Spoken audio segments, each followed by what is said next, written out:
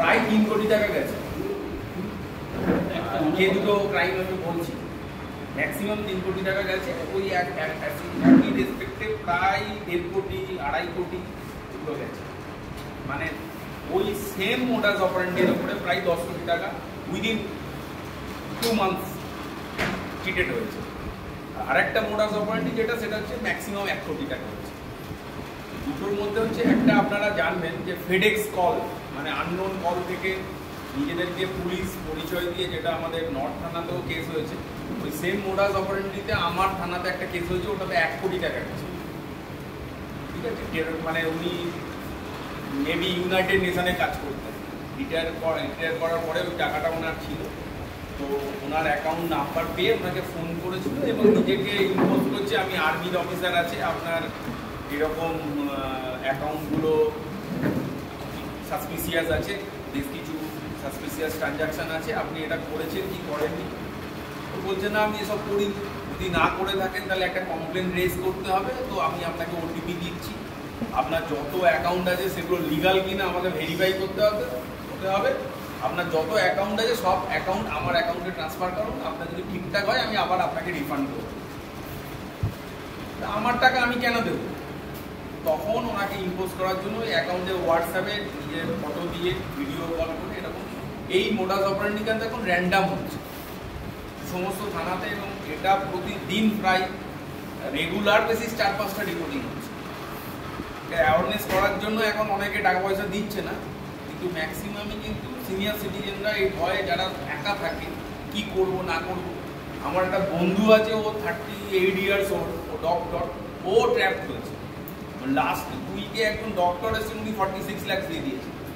ডাক্তারি ছাড়া উনি আর কিছু করেন না, মানে নর্মাল কোর্স অফ লাইফ সম্পর্কে ওনার কোনো ধারণা নেই, উনি ভয় পেয়ে টাকাটা দিয়ে দিয়েছে। আমি বললাম আপনি তো ডক্টর, আপনার পেশেন্ট সবচেয়ে বেশি থাকা উচিত, আপনি পুলিশকে দেখে ভয় পাবেন কেন? কারণ ডক্টর পুলিশ রিলেশনটা তো কমন। আমরা মর্গে যাই, ওখান থেকে একটা ডক্টর রিলেশন, মেডিকেল সার্টিফিকেট ওখান থেকে রিলেশন। তো আমাদের তো আপনার একটা ভয় পাওয়ার কিছু নেই। তো যাই উনি বললেন যে আমি কিছু মানে ফ্র্যাকশন অফ টাইমে এটা বলছি। এই মোডাস অপারেন্ডি আপনি বলতে পারেন এই কলগুলো কেন হচ্ছে আমাদের, কারণ আমরা বিভিন্ন অ্যাপস ডাউনলোড করি, বিভিন্ন মানে যে কোনো কিছুই দেখবেন আমার ফোন নাম্বারটা চাই, তো আমাকে আমি অ্যাডভার্টাইজ করার সুযোগটা ওখান থেকেই দিই। কেন ওই কলগুলো আমার কাছে আসে? অনেকেই ফোন করে বলে এই কলগুলো বন্ধ করুন, কেন আমাকে ফোন করবে, আমাই কেন করবে, কীভাবে জানলো? তো আমরা যখন বিভিন্ন অ্যাপসগুলো ডাউনলোড করি বা আমরা যখন কোনো সোশ্যাল সাইটে ভিজিট করি, যখন ওই অ্যাপসগুলো আমি ডাউনলোড করি তখন কিন্তু আমাকে অ্যাক্সেস নেওয়ার পারমিশনটা আমি ওখানেই দিয়ে দিই। সেই জন্যই কিন্তু ওই কলগুলো থেকে আমাদের র্যান্ডাম কল। প্রথম কথা হচ্ছে এইরকম কল হলে আমাকে ইগনোর করতে হবে first, that is the best solution. আমি কথা বলবোই না, আননোন কল ধরার দরকার নেই, আমি কথা বলবোই না, এটা ফার্স্ট কথা। দ্বিতীয় কথা, যদি আমি অ্যাক্সেসও করি, যদি ওদের আমি ট্র্যাকে পড়ে যাই, আমার লোকাল পিএস আছে, অ্যাটলিস্ট আমি লোকাল পিএসকে বলবো এরকম আমি কল পেয়েছি কী করবো।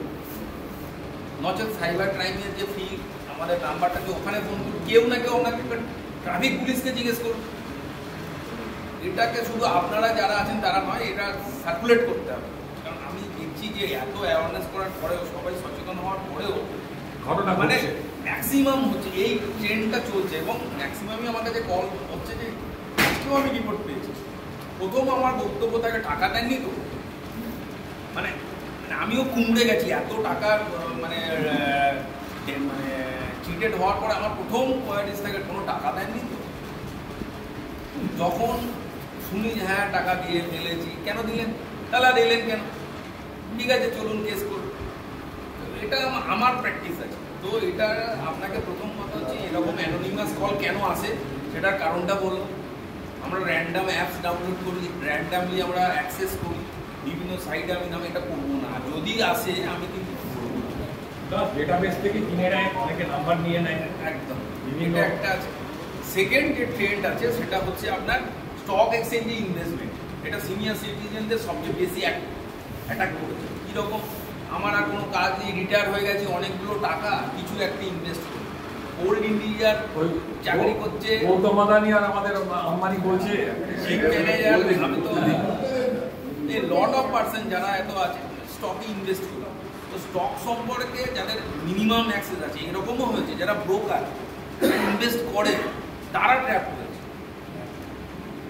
যারা ব্রোকার কেন, যখন ওরা আপনাকে অ্যাক্সেস দিচ্ছে তখন ওরা একটা স্পেশাল ক্যারেক্টার দেয়, মানে থার্ড পার্টি অ্যাক্সেস।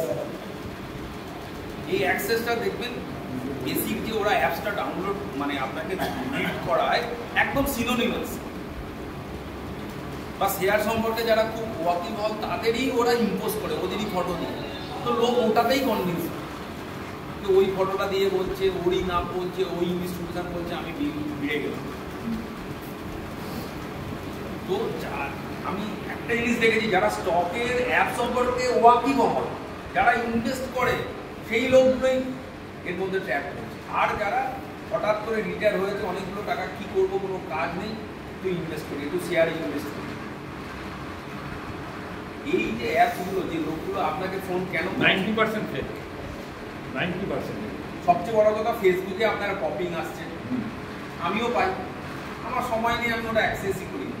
যাদের কাছে প্রচুর সময় হচ্ছে ডিভাইসটা নিয়ে চেক করতে করতে দেখি, এটা মানে ওই ফানি ব্যাপার, ফানি ওয়েতে। হ্যাঁ, এক্সপিরিয়েন্স এখানে বলছি, জাস্ট রিসেন্টলি হচ্ছে ফেসবুকে আমারই একজন খুব সিনিয়র মানে আমারই ফ্রেন্ড, ফেসবুকের ফ্রেন্ড, তিনি ছিলেন টিসিএস এর গ্লোবাল সেলস রেপ, ভদ্রমহিলা রিটায়ার করেছেন, পুনেতে আছেন। উনি হঠাৎ গুগল থেকে আমি কোনো কাস্টমার নাম্বার করবোই না। আমি একটা ফ্রডের মধ্যে পড়েছি, আমার একটা টাকা ট্রিট হয়েছে, সেটাকে আমি কমপ্লেন ড্রপ করতে যাবি, আমি ওই Google is not credible platform. হ্যাঁ, আমাদের কাছে অনেক কিছু ইনফরমেশান থাকে, কিন্তু আমি জানি না কোন ইনফরমেশানটা ঠিক, কোন ইনফরমেশানটা ভুল। ঠিক আছে, আরেকটা ক্রাইম যেটা খুব ট্রেন্ডলি আছে, সেটা হচ্ছে কেওয়াইসি আপডেট। বন্ধন ব্যাংক কি টার্গেট? বন্ধন ব্যাংক ইনফরমেশান সবচেয়ে ম্যাক্সিমাম তার ইন্টারেস্ট লেভেল হয়তো একটু ডিফারেন্ট আছে, সেই জন্য ওরা হয়তো বাড়ি বসে পরিষেবা দেয়। তো এই ডেটাবেসটা অনেকে এসে বলছে বন্ধন ব্যাংকই জানে। কালকেই আমার একটা কমপ্লেন এসেছে, তো বন্ধন কী করে জানবো আমার অ্যাক্সেস? তো আপনার পার্টিকুলার বা অ্যাক্সেস বা মোবাইল নাম্বার পাওয়াটা কোনো ব্যাপার না। তার কারণ হচ্ছে আপনি যে বন্ধনের কাস্টমার, এই ইনফরমেশানটা যাওয়াটা বাইরের অন্য কারোর কাছে যাওয়াটা কোনো ব্যাপার না। তো আপনি এরকম ফোন পেতেই পারেন, আপনার কেওয়াইসি, আপনার অমুক, আমার তমুক। প্রথম কথা হচ্ছে ফোনে কোনো ব্যাংকে, আমরা যখন ব্যাংকে যাই, আমাদের ব্যাংক ম্যানেজারের সাথে মিট করতে হিউজ টাইম লাগে, লং লাইন লাগে। তো কোনো ব্যাংকের ম্যানেজারের ওই সময় নেই আপনাকে ফোন করে বলবে যে আপনি এইটা করুন সেটা করুন। এটা থেকেই কমন কথা, আই শুড ইগনোর। আরেকটা ইলেকট্রিসিটি তো কনসেপ্টই জানেন, আরেকটা ম্যাটার সেটা হচ্ছে আপনার ওই রিচার্জের ব্যাপার। ধরুন 1 বছরের রিচার্জ ফিল আপ করেছে, ওদের কাছে এই ডেটাটা বেসটা থাকে যে লোকটা হচ্ছে এই স্টাটা স্কাই বা অমুকের রিচার্জ করেছে, তার সত্ত্বেও আপনাকে বলবে যে আপনি রিচার্জ করুন, রিচার্জ করুন, রিচার্জ করুন, আপনার এক্সপায়ার হয়ে যাচ্ছে। তো আপনি যখন কনফার্ম আছেন আপনি এক বছরের রিচার্জ করেই গিয়েছেন, আপনি ওটা অ্যাক্সেসই ইগনোর করতে হবে। আর আপনাকে, আপনি বলেন আমি কিছু করিনি, তাও কি করে গেল? আপনার ডেটা, আপনার লিঙ্কে ক্লিক করতেই হবে, আপনাকে অ্যাক্সেস দিতেই হবে, নাহলে আপনার অ্যাকাউন্টে কেউ অ্যাক্সেস দিতে পারবে না, অসম্ভব। জেনারেলি আমার কাছে যারা আসে তারা ওইটাকেই লিঙ্কটা ডিলিট করেই আমার কাছে আসে, তখন আর আমার ওই লিঙ্ক থেকে কিছু করা যায় না। আর এই কস্টটা জানে আউট অফ কান্ট্রি আইপি কী করে ইউজ করে এই এপিকেগুলো তৈরি করবে। ম্যাক্সিমাম যে কেসে আমার কাছে রিচ করার সুযোগ আছে, সেখানে ম্যাক্সিমাম ক্ষেত্রে ফরেন আইপি হয়ে যাচ্ছে। টেরিটরিটা যেহেতু গ্লোবাল হয়ে গেছে, আমাদের ক্ষেত্রে কিন্তু ইনভেস্টিগেশনটা একটা চ্যালেঞ্জিং মোডে চলে এসেছে। তো জাস্ট লাইক করোনার মধ্যে আমাকে কিন্তু ওই অ্যাওয়ারনেস ছাড়া আর উপায় নেই। মানে আমার কাছে এত কিছু বলার একটাই কারণ হচ্ছে, যখন আমার কাছে হিউজ পরিমাণ মানুষগুলো, সিনিয়র সিটিজেনরা বা মানুষ যখন পুরো ব্যাংকরাপ্ট হয়ে আসে, মানে আমার সবচেয়ে বড় যেটা সমস্যা, কেস রেজিস্ট্রেশন করাটা কোনো ব্যাপার না, ব্যাপারটা ওই মানুষটাকে বুস্ট আপ করা। হি লস এভরিথিং। এই জায়গাতে মোরাল সাপোর্ট দেওয়াটা খুব ইম্পর্টেন্ট। তো আমার একটাই বলার বক্তব্য যে এটা সার্কুলেট করুন, নিজেদের মধ্যে আলোচনা করুন, কারণ আমরা এত ডিভাইস ওরিয়েন্টেড হয়ে গেছি, ডিভাইসটাকে আমাদের মেন ক্রেডিবল মনে করছি, ডিভাইসে যা আছে সেটাই ঠিক আছে। আমরা শেয়ার করি না, বলি না, এই করি না, সেই করি না। হ্যাঁ, একটা কথা বলি, হ্যাঁ বিধাননগর সাইবারে যাও, ওখানে গেলে কাজ হতে পারে, কিন্তু কোনো ঘটনা শুরুর আগে বিধাননগর সাইবারে গেলে আর সাইবারে গিয়ে আমি কি করবো? এক্স্যাক্টলি।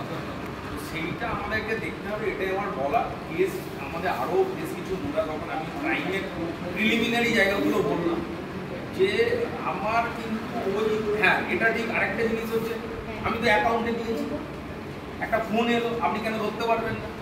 জেনারেলি যেটা আছে এই কেওয়াইসি গুলো কারেন্ট অ্যাকাউন্টেই হয়। তার কেওয়াইসি যেগুলো আমরা পাই ফিজিক্যালি যখন রেট করতে সেই লোকগুলো আমরা ক্রেডিটে ধরতে পারি না, পাই না, ফিজিক্যাল এক্সিস্টেন্স নেই। নাম্বারগুলো যেগুলো হয় বলছে কেন বাবা আমার ক্ষেত্রে বায়োমেট্রিক দিয়ে অ্যাকাউন্ট হয়েছে, তাহলে ওই সিমটা কেন থাকে না, আপনি ধরছেন না। তো জেনারেল ফিল্ডে দেখা যায় যে এই লোকগুলো কিন্তু কেওয়াইসি হওয়ার জন্য এর কোনো এক্সিস্টেন্স থাকে না, সেটা আমাদের কাছে আরও ফ্রাস্ট্রেশনের কাছে। তো সেই জন্য বলছি best to protect the your award, এটা করবো না। অ্যাওয়ারনেস অ্যান্ড ইগনোরেন্স এগুলোকে ঠিক রাখতে হবে, সব জিনিসকে রিসিভ করবে। বেসিক্যালি যত ক্রাইম হয়েছে তার মধ্যে আমি দুটোই দেখেছি, গ্রিড অ্যান্ড ফিয়ার। আমার লোভ, আমি বাড়াতে হবে টাকা, একটা সার্টেন স্টেজের পরে হচ্ছে আপনার লোভটা নাও থাকতে পারে, বাট ফিয়ার আমি একা আছি, কেউ আমাকে টেরোরিস্ট করে দিল, ভয় পাইয়ে দিল, আতঙ্ক দিল। এত পুলিশিং, এর মতো পুলিশিং তো মনে হয় কোথাও হয় না। একটা পুলিশকে জিজ্ঞেস করা এটা হচ্ছে বা ওটা হচ্ছে, ফোন করা, এটা একটা ফেয়ার নয় করার ব্যাপার। আর গ্রিডটা তো নিজের কন্ট্রোলে রাখতে হচ্ছে, আমি কতটা একটা 35% দেবে, 100% রিটার্ন করবো, ওখানেই তো আমার লজিকটা কাজ করবে। বেসিক ক্রাইমের মূল কারণ হচ্ছে লজিক লস করা, এটা হতে পারে না, এটা হতে পারে না। যত ক্রাইম আমি আপনাকে বলছি না, এত এত প্রোফাইলিং, মানে তারা এত সুন্দর, মানে আমার কাছে একজন এসছে আইআইটিয়ান এসছেন, উনি বলছে ও তো আমার 2 বছরের সিনিয়র, ওর চাকরি যাক, ওনার 32 গেছে, আমার 46 গেছে।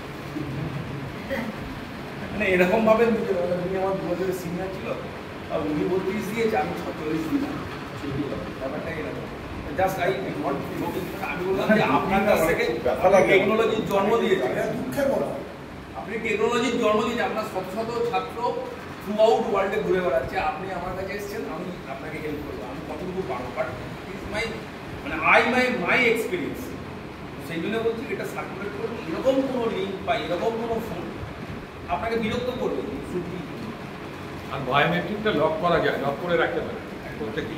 বায়োমেট্রিকের ক্ষেত্রে ওটা কোনো পারচেস করলে, কোনো প্রপার্টি কেনাবেচা করলে তারপরে এই ক্রাইম। হ্যাঁ।